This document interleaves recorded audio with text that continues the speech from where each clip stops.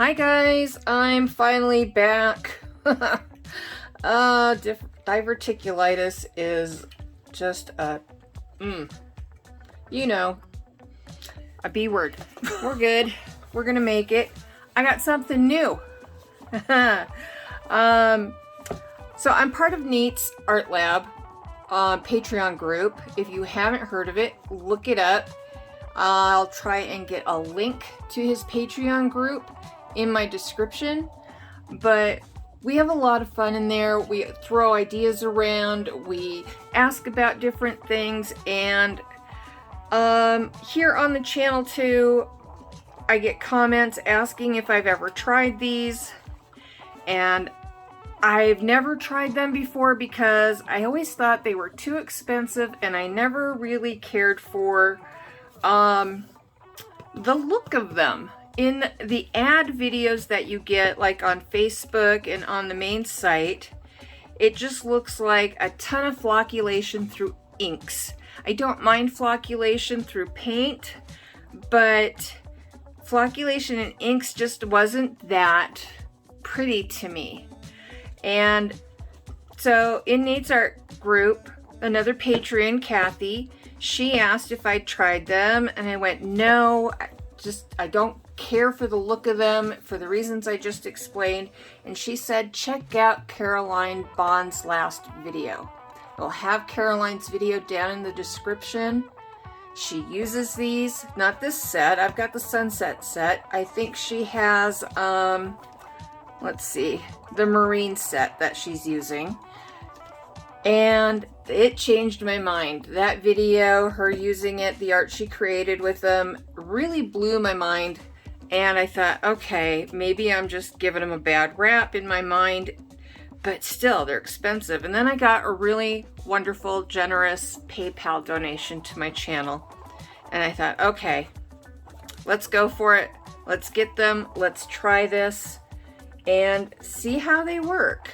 I'm curious. And then you get this card in with your inks. This is the set. And there are all the bottles.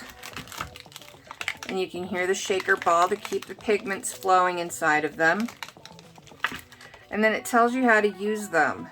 They want you to use 1 part ink to 2 parts alcohol. I'm going to use 99% isopropyl alcohol. I get this off Amazon.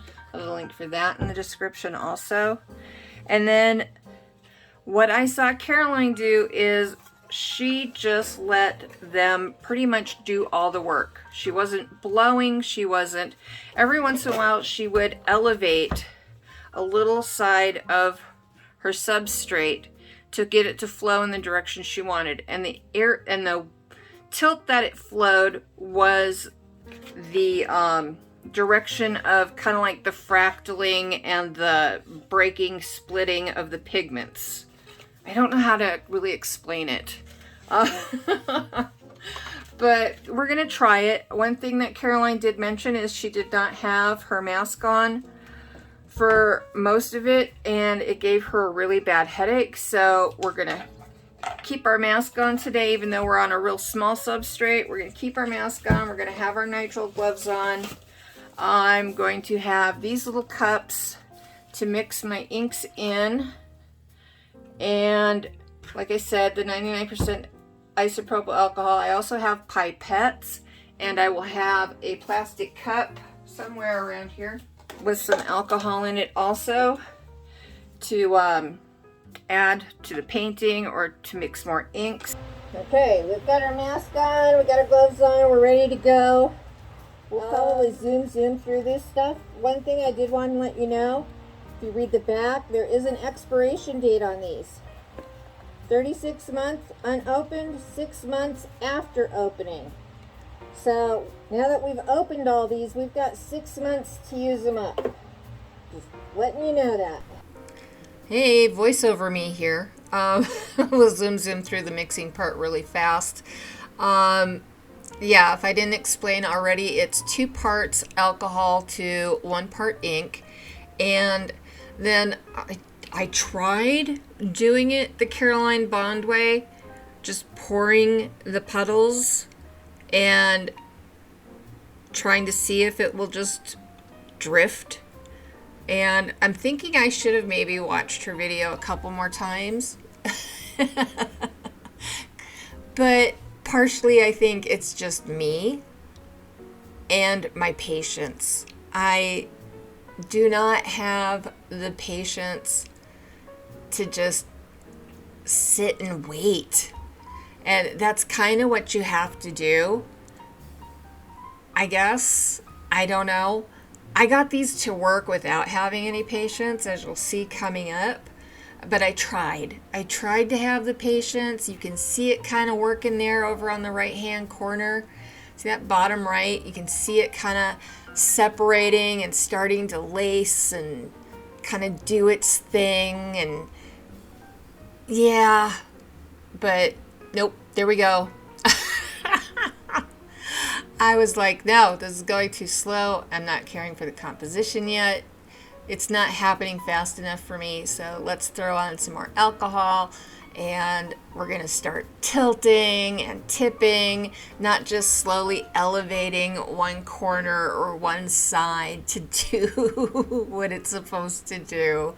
And so that was a fail on me, as far as, you know, just waiting to see what the effects actually are. But as I'm doing this, I can see some effects that I'm getting, especially with certain colors, like this one coming up. It's called Ice, and yeah, we're back down to normal speed right now, so you can see how that comes out. But yeah, it's really cool. It does a lot of cool lacings, and I'm going to use that to my advantage towards the end as it starts to dry, because these were really cool. They actually reactivated.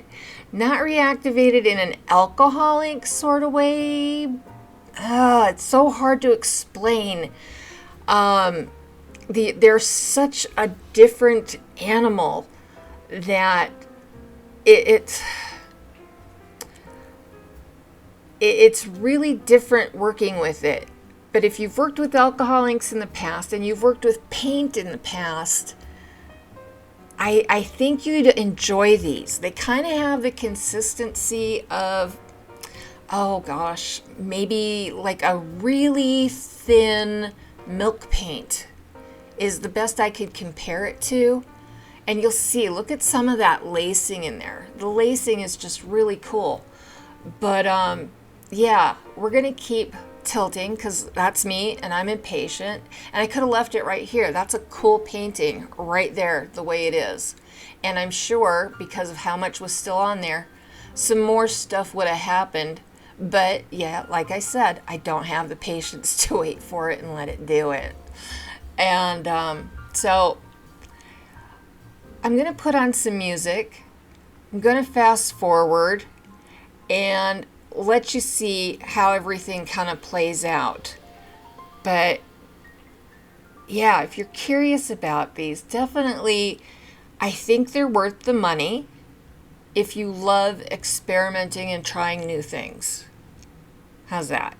Is that a good explanation? I hope so. All right, let's zoom some more, and I'll catch you at the end. You wanna take the pain away, but know that I was born as a fighter. We fade, but we're better than that. We're better than that.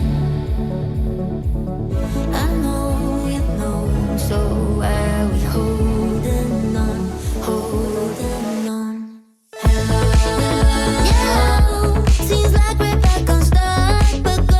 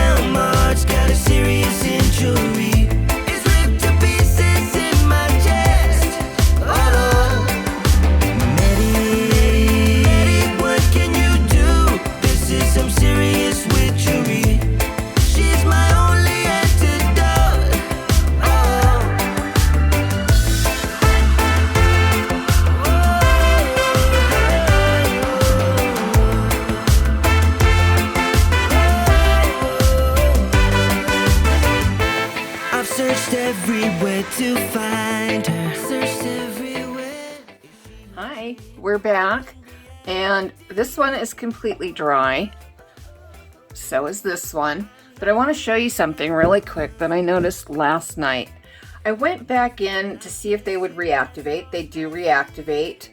But as I was adding some more to this one at the bottom, I kind of splashed and got kind of these kind of drips pushed up across this, and it was really easily corrected. Now I still have some of my pigments, or I'm going to call them alcohol pigments, the delaminating inks, in these cups. I haven't cleaned up or anything. So I'm just going to take a little bit of alcohol, swish that around in there, and you will see they kind of come back to life. Well, not kind of, they do. They come back to life. Look at that. They're a little gooey, but they come back. And just like that. And you can go through and you can kind of correct stuff. Now see, there's a white dot right there, kind of a whitish dot right there that I don't care for. And I'm just gonna go in with the brush and kind of make it disappear. So you can blend with these and do corrections even after the fact, and they are not pushing the other inks out of the way like regular alcohol inks. And it's just, this stuff is really far out.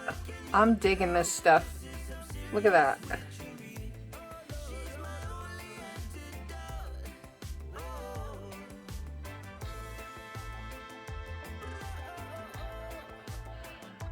So yeah, anything that you didn't care for and you know how to do with the brush, go in, have fun. I just thought that was really cool thing that I discovered and thought you might like also. So yes, because these are a pigment-based ink, they still move and everything, and you are going to have to seal these. Try to figure out where, here we go. Because the pigments are not affixed permanently yet. So you're gonna have to spray these with probably Kamar. That's my go-to. And to seal them and fix them before you do anything else. But if you want to make changes and everything, do not seal it yet. If you want to go in with regular alcohol inks after the fact, Kamar it first is the recommendation from Kamenskaya. I don't know why, but they recommend not to mix regular inks, alcohol inks, with these delaminating inks. That is the big difference between these and, say, other regular alcohol inks. These are dye-based, which means they're soluble, and these are pigment-based, so they are suspended. That's the difference between them, and that's probably what gives you these flocculation and texture and lacing effects. So what the medium that the pigments are suspended in, I don't know. I have not tried to research it. I'm sure her formula is patented, copyrighted, whatever, and under lock and key for right now. So yeah, I don't know what else is in here, but I know that there's pigments. And so yeah, these are our seascapes for the day. I think they came out pretty cool for just trying these for the very first time and never trying them before. I'm digging them. I actually like them more than I thought I would. They're a lot of fun. They're a lot of fun. I want to play around more with them, and I need to because they will expire in 6 months. So yeah, definitely fun. Lots of fun. I don't know, what do you think? Tell me what you thought of these down in the comments. Please do those likey, subscribey thingies, all those wonderful UB2B thingies. And go check out my train buddies. Just Janice was right before me. It's been so long, I've been gone so long. I forgot the order that we go. So yeah, Just Janice was right before me, and right before her was Dave's Acrylic Creations. So please go check them out. And yeah, let me know if you want to see more of these ink experiments with these delaminating inks. And I'll try and get some more up for you. It's good to be back. I missed you guys tons. Yes, thank you for all the love and support while I was down. I did miss you guys, and until next time, loves and hugs y'all. Bye. Man, have I got a mess to clean up.